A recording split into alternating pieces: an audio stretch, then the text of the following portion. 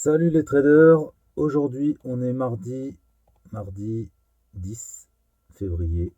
On va regarder Euro-USD pour cette journée, merveilleuse journée pleine de rebondissements, pleine d'allers-retours comme on voit. Alors en 15 minutes sur Euro-USD, en 15 minutes, ça a commencé par la prise de la session asiatique, prise du haut, puis prise du bas, puis prise du haut, puis prise du bas. Grosse journée. Moi j'ai pris deux trades, mais en fait il y en avait énormément. Vraiment intéressante journée, donc on va regarder ça.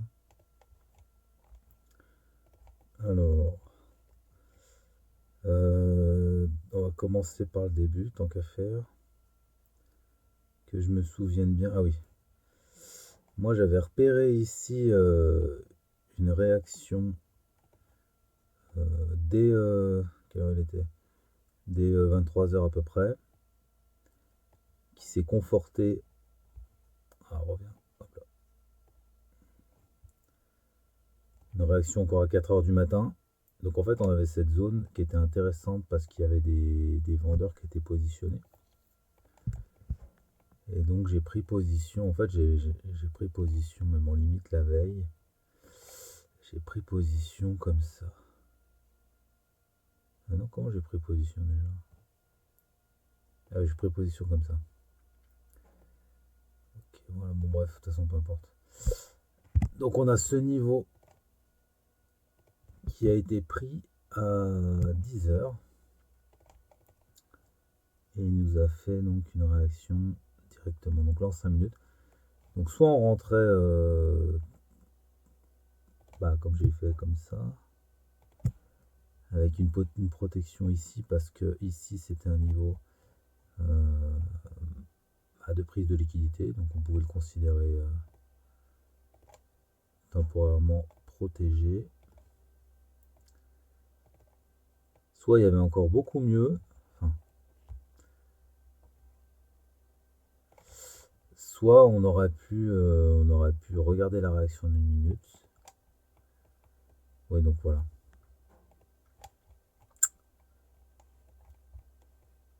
En une minute, c'est un petit peu plus difficile finalement. Parce que même si on rentrait, là pareil, si, on a cette cassure ici, donc c'est quand même intéressant. Mais est-ce que ça aurait été intéressant, comment dire, est-ce que ça aurait été rassurant de rentrer là-dessus? Je suis pas sûr. En regardant comme ça, là, sur le coup, je suis pas sûr. Enfin, la limite rentrer ici, pourquoi pas, mais je crois pas que le stop, je l'aurais mis plus bas, quoi. Imaginons qu'on rentre par là. Non, c'est l'autre. Déjà, je sais pas où le mettre exactement. L'entrée. Si, à la limite, on a cet order block, on va mettre lequel plus défavorable. Voilà, donc au niveau du stop, déjà, c'est la même hauteur. Mais au niveau du risque, je vois vraiment pas pourquoi. Enfin, pour moi, sur une mèche, ça pouvait sauter, quoi. Voilà. Alors, par contre, oui, c'est sûr que si on arrive à rentrer comme ça, par contre, oui, c'est sûr que c'est démentiel, mais le jeu on vaut la chandelle pour avoir un stop pareil, parce que la position reste la même, donc le rassurement reste il est extraordinaire. Donc oui, pourquoi pas. Mais le win rate, il risque de baisser, quoi. Donc ça, c'est passé à 10 h 30, un retracement, une cassure de structure et un retour. Ah oui, non. Mine de rien, le niveau là, le niveau a été respecté, mais si on prend le breaker, ça a juste pris un petit peu au-delà du breaker, quoi. Je vais enlever ça. Hop. Voilà. Pourquoi pas. De temps en temps, ça doit passer. Et alors, ce qui est aussi intéressant, c'est ici. Parce que bon, on pourrait très bien ne pas être rassuré là. Là, ça a marché, mais on n'était pas à l'abri que ça nous. Ah, chien. On n'était pas à l'abri que ça nous fasse une fausse. Voilà. early seller de se faire avoir et puis une prise de liquidité, ça repart quoi, donc c'était pas gagné. Par contre, si ça commence à partir comme ça l'a fait, ça a pris cette structure qui est visible en 5 minutes.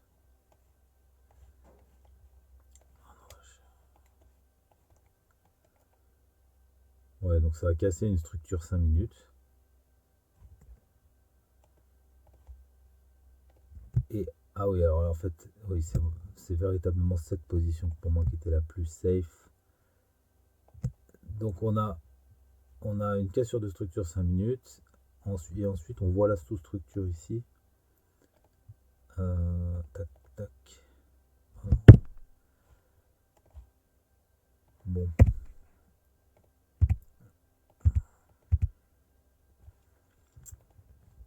Voilà. Sous-structure ici. Donc on a une fluctuation baissière, hein, impulsion, correction, impulsion.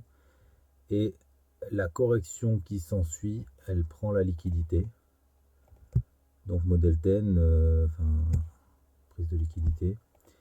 Et alors à ce moment-là, là c'est parfait. Pour moi, c'était l'entrée parfaite. C'était l'entrée de ce matin, donc il était presque midi. Et là, là pour moi, on pouvait par contre, de manière assez sereine, baisser le stop. Donc oui, effectivement, là ça faisait un super rassurement ici. Bon, au moins ça, on avait au moins du 7. Ok. Oui, d'ailleurs, j'ai mis ça, mais en fait, celui qui était le plus intéressant à viser pour moi, c'était celui-là. Non, c'était celui-là. Parce que, mais bon, on peut toujours prendre des partiels, mais moi j'ai pris des partiels ce matin, mais en fait, c'était l'objectif initial. Voilà.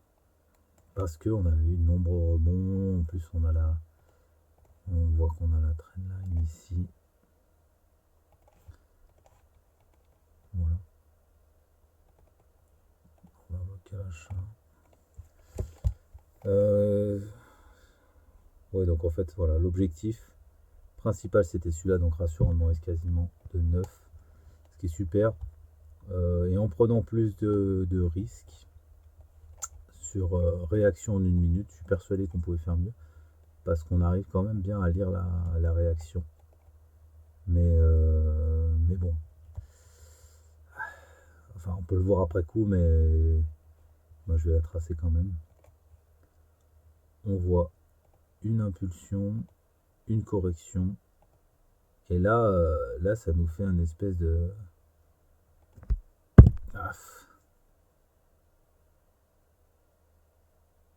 ouais, non, je suis pas. Quand je l'ai regardé tout à l'heure, ça me parlait, mais là, finalement, avec le recul, je suis quand même pas convaincu. Mais bon, à noter quand même, si on était chaud, rentrer là-dessus avec un stop comme ça, ça changeait pas énormément. Ouais, si ça pouvait changer, mais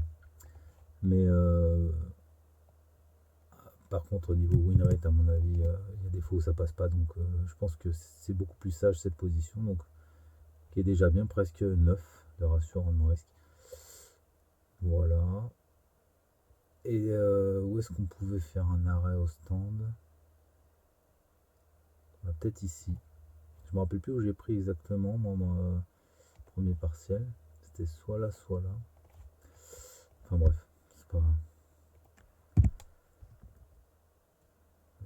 Ah oui. Voilà. Donc position sympathique. En fait, donc je vais remettre l'autre qu'on pouvait prendre en 2 fois. C'est à peu près le même ratio rendement risque. Hop là. Donc d'ailleurs quand c'est arrivé ici, moi j'ai hésité à prendre une double position, mais j'avais pas pris de partiel rien, donc j'en ai pas pris. Mais ça aurait fait une double position, ça aurait été assez bien. Ouais. Et par contre ici, j'ai cherché à vendre là parce que en fait on a le prix, il est arrivé sur la trendline, il avait fait déjà de nombreux rebonds, il est dans l'order block, c'est dans notre cible et surtout le contexte.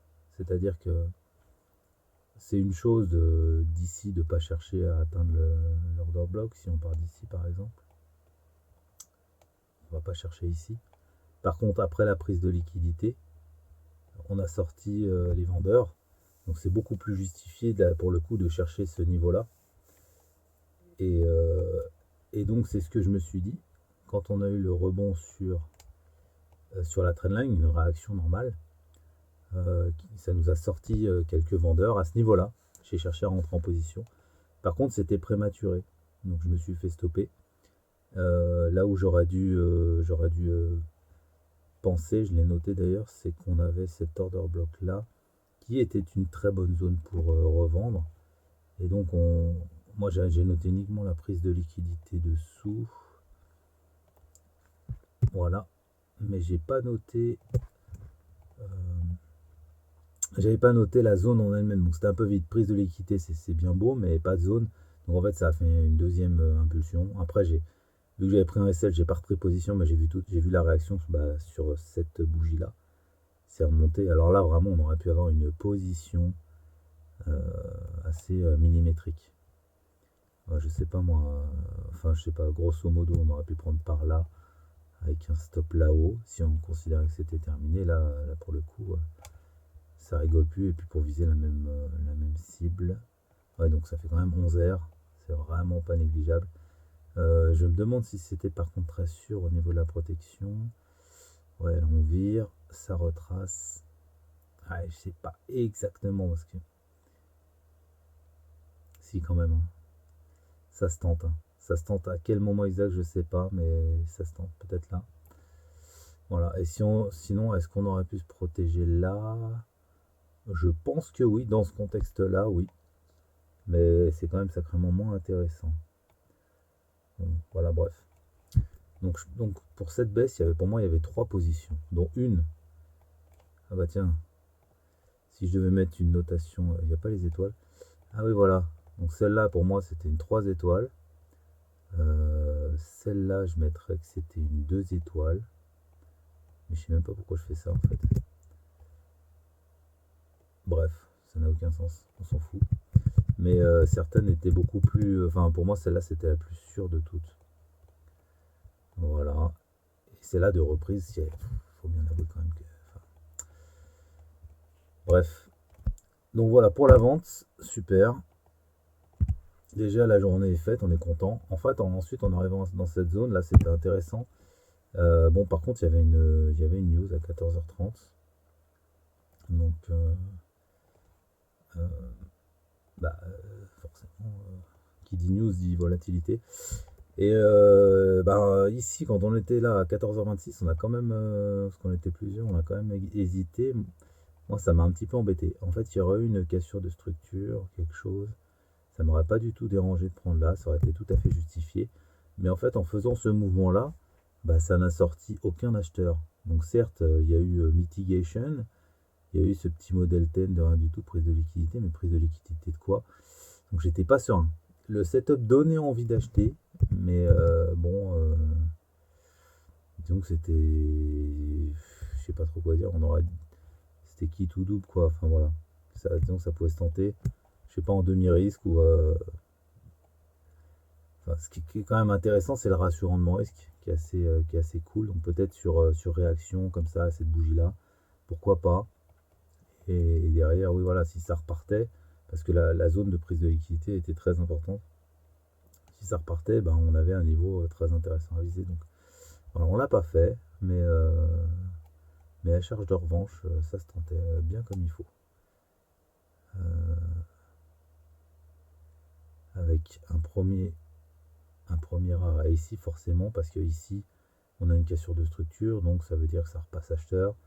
Il y a ce niveau qui s'est matérialisé avec trois niveaux parfaitement égaux, donc c'était parfait pour rentrer en position à partir du moment où la structure est cassée.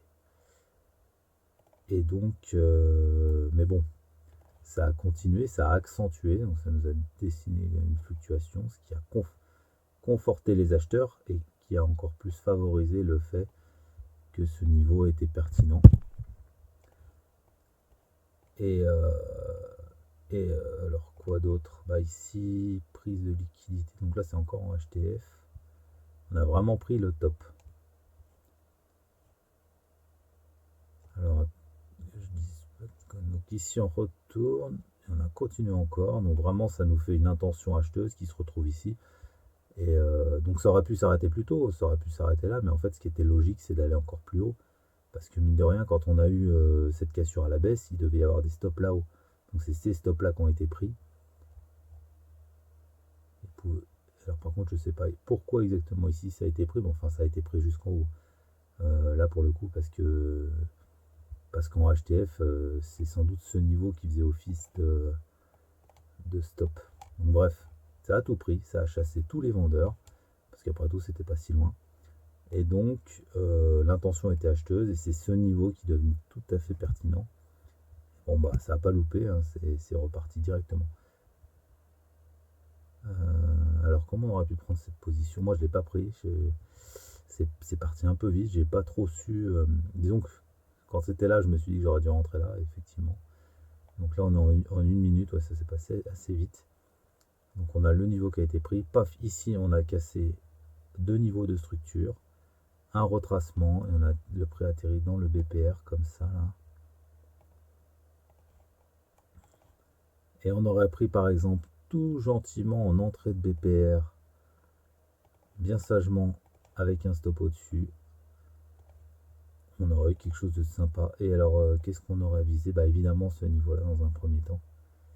Ce qui aurait déjà donné un petit ratio rendement risque sympathique. Là aussi ça a pris, hein. Ensuite ça a enchaîné quoi.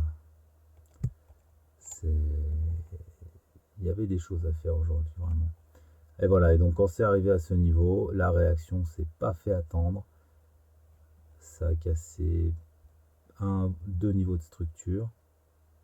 Puis c'est reparti. Alors par contre, je sais pas comment on aurait pu reprendre celle-là à la vente et puis aussi considérer que la vente continuait. C'est encore allé en plus bas. Bon bah voilà un gros range. De toute façon, quelle heure il était là? Ouais, 20h. 16h et quelques. Donc je pense que cette position-là aurait pu être prise. Celle-là, pourquoi pas, sur le chemin. Celle en bas, pourquoi pas, encore que c'était curieux. Enfin, il y avait de quoi faire. Et là par contre, on aurait pris quoi sur réaction? Remarque, sur réaction, c'est assez baisse, hausse, baisse. On a quand même on devine quoi. C'est pas de mouche, mais on devine un retournement de la structure là. Et ça nous revient dans. Ça nous revient dans cet order block. Donc voilà, pareil, si on avait pris une position. Je sais pas, on va dire comme ça. Ah mince. Comme ça, avec un stop en haut. Mais on aura visé au minimum ça. Ouais, ça fait quand même des bons rassurances. Parce qu'on aurait considéré la prise de liquidité ici et le fait que ça ralentisse. Mais bon, là j'aurais été moins serein sur celle-là. Celle-là quand même plus parce qu'il est en haut le niveau et puis celle-là. Donc c'est ces deux-là très intéressantes. Ah oui, j'ai pas parlé de celle-là pour l'achat. Parce qu'évidemment c'était un très bon TP, mais c'était aussi une très bonne opportunité d'achat. Mais est-ce que ça se voit bien? Tac. Ah, je trouve que ça se voit pas très bien. Vraiment, je trouve que ça se voit pas très bien. En plus, on est en une minute. Mais c'était un niveau intéressant pour acheter. Je vais tracer la structure. Donc on a ça. Un petit retracement.